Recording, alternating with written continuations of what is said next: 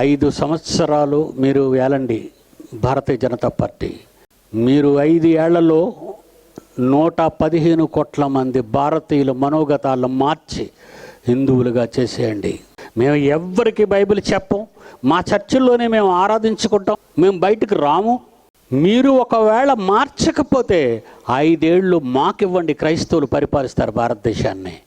5 ఏళ్లలో మార్చేస్తాం భారతదేశాన్ని అన్నాం. దానికి మాట్లాడరేటండి? దేనికి మాట్లాడరా?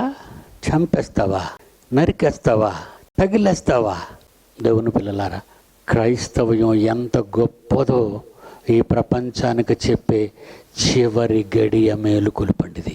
ఏ ప్రభుత్వాన్నైనా మార్చగలం, ఏ దేశంలో ప్రభుత్వాన్నైనా మార్చగలం. అపోస్తల కార్యాలు 26వ అధ్యాయము 14. అపోస్తల కార్యాలు 26:14. మేమందరమును నేలపడినప్పుడు, మేమంతా నేలబడిపోయాం లైట్ కనపడగానే, సౌలా సౌలా సౌలా సౌలా నన్నెందుకు హింసించుచున్నావు? నన్నెందుకంటే క్రైస్తవ్యాన్ని హింసించుచున్నవాడు యేసుని హింసించుచున్నాడు.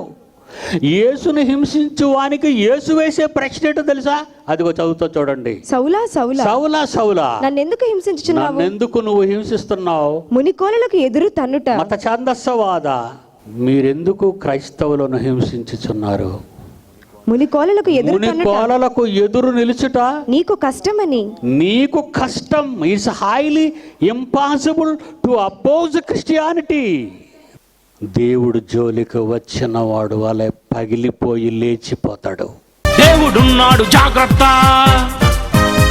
జయశాలి ఉన్నాడు జాగ్రత్త.